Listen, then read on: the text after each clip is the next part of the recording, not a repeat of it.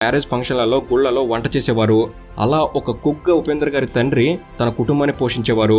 ఇక ఉపేంద్ర గారికి చిన్నప్పుడు తన కంట్లో ఏదో ఇన్ఫెక్షన్ వచ్చింది. అయితే ఆ ఇన్ఫెక్షన్ చూపించుకునేందుకు హాస్పిటల్లో ట్రీట్మెంట్కి డబ్బులు లేక అలానే ఉండిపోయారట. అందుకే ఉపేంద్ర గారు ఇప్పటికీ కూడా తన కనుగోట్లను సరిగ్గా తిప్పలేరట. ఇక చిన్నప్పటి నుండే ఉపేంద్ర గారు స్కూల్లో నాటకాలు వేసేవారు.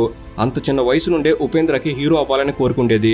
అంతేకాకుండా కొండాపూర్లో ఉన్న స్కూల్లో చదువుకున్నప్పుడు కొన్ని నాటకాలు, కథలు కూడా రాసేవారు.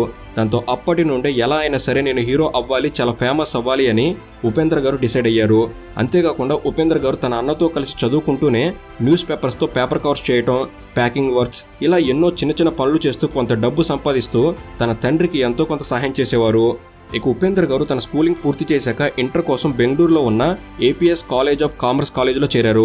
అలా కాలేజీలో చేరాక ఒక పక్క చదువుకుంటూనే మరొక పక్క మోడర్న్ నాటకాలు వేసే వాళ్ళ దగ్గరకు వెళ్ళి వాళ్ళకి ఏదో ఒక హెల్ప్ చేయడంతో వాళ్ళు ఉపేందర్ని వాళ్ళ గ్రూప్